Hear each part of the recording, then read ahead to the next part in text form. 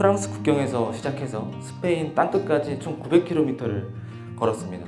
제가 산티아고 순례길을 걸으면서 계속 PDS 다이어리가 떠올랐습니다. 한 사람의 인생을 앞으로 나아가게 한다라는 점에서 닮은 점이 참 많다는 것을 깨달았습니다. 번번이 시도했다가 습관이 되는데 실패했던 미라클 모닝을 36일 내내 경험을 했습니다. 임계점, 제가 코딩 공부 10시간을 하고 독서 1시간, 그리고 영어 공부 1시간 40분, 운동 1시간, 글쓰기 40분을 해내서 하루에 14시간을 달성을 하게 됐습니다. 지금 내가 뭘 해야 되지? 라는 생각이 들 때마다 플랜두시 다이어리를 펼칩니다. 이 정도로 제 인생에서 눈에 띄는 결과는 없었던 것 같아요.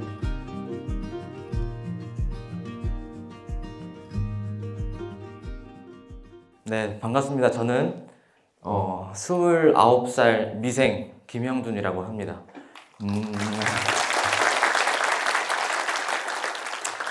저는 지금 소프트웨어 개발자로 이직을 준비하는 과정 속에 있는데요.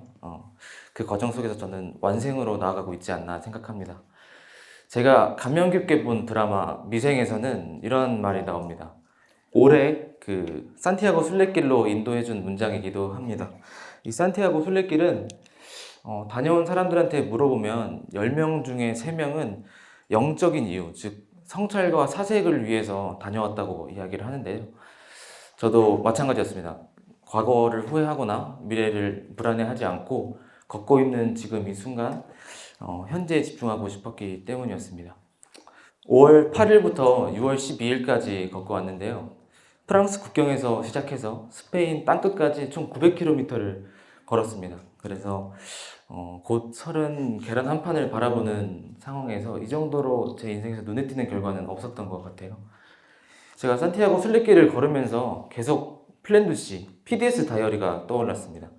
왜냐하면 산티아고 순례길을 걷는 것도 현재에 온전히 집중하기 위함이었고, PDS 다이어리를 작성하는 것도 제가 개발자의 길로 나아가기 위해서 외부 상황에 흔들리지 않고 그 개발자의 길에 집중하기 위해서였기 때문이었습니다.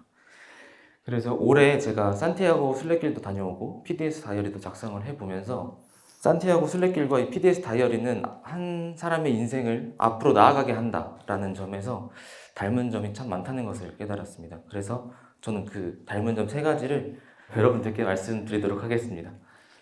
그래서 첫 번째는 산티아고 순례길을 걷는 것과 PDS 다이어리를 작성하는 것은 환경 설정 그 자체다라고 말씀을 드리고 싶은데요.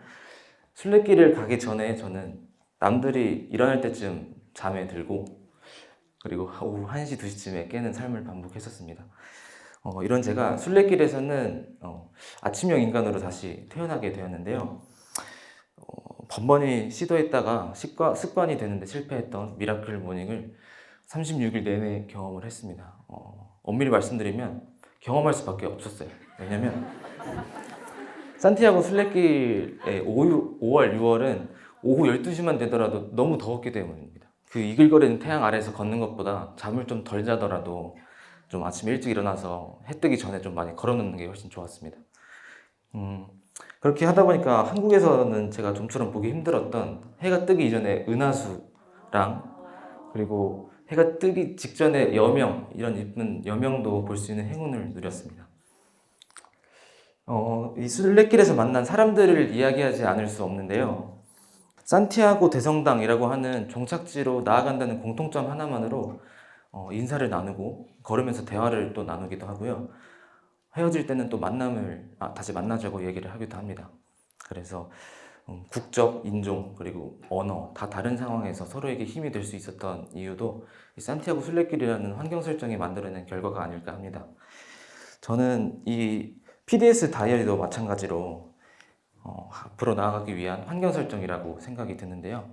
일단 다이어리 자체가 위클리 2페이지, 그리고 데일리로 계획, 플랜, 실행 2, 반성 C로 이루어져 있죠.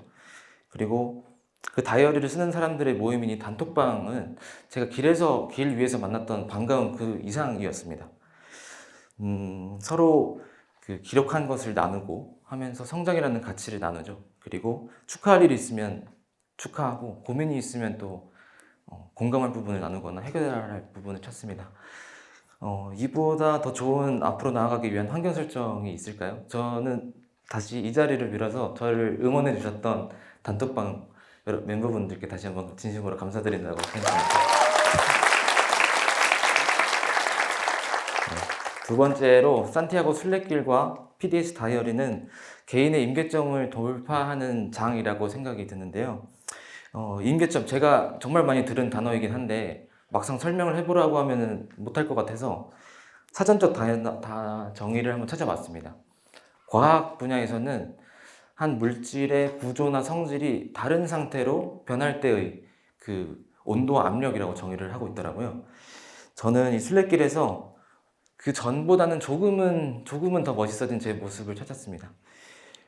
첫날 피레네 산맥 때의 이야기인데요. 산맥 오르는 게 너무 저는 힘들었습니다. 동네 뒷산만 가더라도 막 헐떡이는 체력의 소유자였거든요, 저는. 그래서 그때 저는 순례길 이전에 66 챌린지 영어 독립 단어를 참여를 했었는데 그때 구 작가님께서 동기부여 메시지를 주셨어요. 그 속에 있는 명언이 떠올랐습니다. 그려라 안토니오, 그려라 안토니오, 쉬지 말고 그려라. 저는 걸어라 김영준, 걸어라 김영준, 쉬지 말고 걸어라 하면서 앞으로 한 걸음씩 나아갔습니다. 그렇게 매일매일의 체력의 임계점을 돌파를 해 나가는데요. 만약 중간에 제가 주저앉거나 포기를 했다면 이렇게 산 위에서만 볼 수 있는 풍경을 담아낼 수도 없었겠죠. 저는 그 이후로 매일 25km, 그러니까 한 7시간 정도를 가뿐히 걸을 수 있는 수준이 됐습니다. 그래서 가끔은 40km, 하루 24시간의 절반 정도를 걸을 수 있게 됐어요. 그래서 보행거리, 저는 순례길에서 보행거리 임계점을 넘은 것 같습니다. 이렇게 임계점을 돌파할 수 있었던 근본적인 이유를 내적 동기에 의한 꾸준함의 힘이라고 저는 생각을 하고 있는데요. 저는 이 임계점을 돌파했던 이 경험을 산티아고 순례길 위에서의 추억으로만 남겨두고 싶지는 않았습니다. 그래서 귀국을 해서 제가 개발자의 삶으로 나아가기 위한 삶을 설계하기로 결심을 했습니다. 바로 PDS 다이어리부터 펼쳤죠. 제가 24시간 동안 능동적으로 사는 삶이 어느 정도인지 좀 체크를 하고 싶어서 먼슬리부터 제대로 작성하기 시작했습니다. 성장을 위한 행동을 하면 초록색 펜으로 저는 그 다이어리를 채워나갔어요. 그래서 매일매일 그 채워나가는 초록 영역이 2시간, 4시간, 5시간, 7시간 이렇게 눈에 보이기 시작하니까 자릿수를 올려보고 싶습니다. 하루에 10시간은 한번 해보자. 결과는 성공적이었습니다. 그래서 이 뿌듯한 기분을 좀 더 만끽하고 싶어서 14시간을 도전을 해보자 라고 생각했는데 결국 그래서 하루 이날 10월 20일은 제가 코딩 공부 10시간을 하고 독서 1시간 그리고 영어 공부 1시간 40분 운동 1시간 글쓰기 40분을 해내서 하루에 14시간을 달성을 하게 됐습니다. 감사합니다. 세 번째로 제가 여러분들께 말씀드리고 싶은 건 산티아고 순례길과 PDS 다이어리 작성은 저에게 비움의 중요성을 알려주었습니다. 즉 욕심의 무게를 줄여라 라고 하는 것인데요. 산티아고 순례길을 다녀와 본 분이 계시다면 혹시나 이런 말 한 번쯤은 들어봤었을 겁니다. 그 배낭의 무게는 욕심의 무게다. 제가 걸으면서 사람들한테 물어봤어요. 배낭 몇 킬로세요? 어떤 분은 12kg, 어떤 분은 5kg, 다양합니다. 저는 약 8kg 정도였습니다. 당연히 이제 배낭의 무게가 무겁다고 무조건 욕심의 무게가 무거운 건 아닙니다. 당연히 사람마다 필수 용품의 무게는 다르니까요. 하지만 제가 욕심을 부리면 부릴수록 배낭의 무게가 무거워집니다. 저도 순례길을 가기 전에 노트북, 태블릿 PC 다 가져가려고 욕심을 가득 세웠었는데 그래도 이건 아닌 것 같다라고 생각해서 욕심을 최대한 비우고 순례길 위에 올랐는데 그럼에도 불구하고 아직 내가 욕심이 많이 남아있구나라는 것을 깨달았습니다. 그래서 최대한 많이 소모를 하거나 그 숙소에 기부를 또 할 수 있어서 기부를 하고 왔습니다. 순례길을 걸으면서 이렇게 과일 같은 것도 먹으려고 사거든요. 이것도 무조건 적게 삽니다. 왜냐면 제가 다 짊어져야 될 것들이라서 적게 샀습니다. 이 욕심의 무게는 배낭에서만 나왔던 건 아니었습니다. 저보다 빨리 걷는 사람들, 그 사람들을 제가 따라잡아 보려고 막 가봤는데 몸에서 바로 힘들다고 반응이 와가지고 안 되겠다 이거 포기를 했습니다. 저는 그날 걸을 수 있는 속도로만 제가 걸었습니다. 제가 이 오른쪽 사진은 제가 산티아고 순례길 중에서 가장 좋아하는 풍경 사진인데요. 순례길 최단기간 완주 이런 목표를 세웠다면 저 풍경을 못 봤음을 엄청나게 후회했을 것 같습니다. 저는 이 비움의 중요성을 PDS 다이어리를 통해서도 뼈저리게 느꼈는데요. 아까처럼 제가 욕심이 많은 사람이라서 24시간 동안 뭐 글쓰기, 뭐 카드뉴스 제작, 영상 편집, 영어도 영어 단어, 문법, 독해 하루 만에 다 하려고 계속 욕심을 부렸습니다. 결국에는 그 어느 것 하나도 제대로 소화를 해내지 못했어요. 그래서 욕심을 좀 비우고 큰 목적을 상기를 하고 싶어서 룩포월드를 다시 펼치고 그걸 기반으로 먼슬리를 작성하기 시작했습니다. 이걸 기반으로 먼슬리와 위클리를 작성하니까 나한테 지금 가장 중요한 것은 코딩 공부, 독서, 영어 단어 일단 이게 우선순위구나라는 것을 깨달았습니다. 그래서 그 이얼리로부터 내려오는 이얼리, 먼슬리, 위클리로 내려오는 그 큰 방향성을 인지한 이후에는 욕심을 비울 수 있었습니다. 지금까지 세 가지 깨달음을 말씀을 드렸는데요. 어떤 분은 저에게 물어보시더라고요. 순례길에 PDS 다이어리 가져갔나요?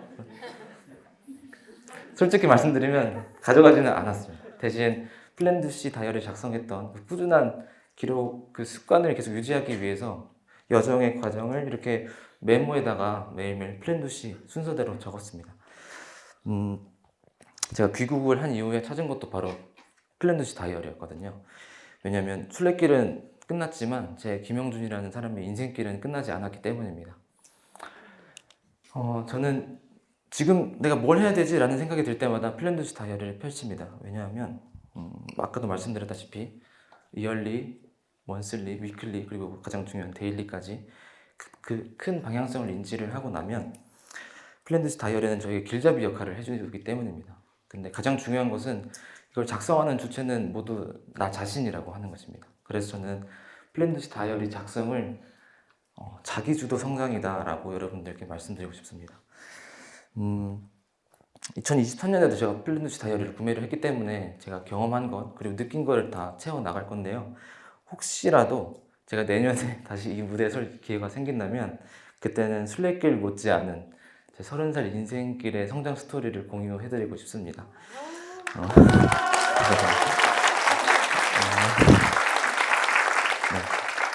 30살 제가 개발자로의 이직이라는 단기 목표와 그리고 성장, 충만함이라는 가치 실현을 위해서 PDS 다이어리와 오늘도 내일도 함께 하도록 하겠습니다. 네, 감사합니다.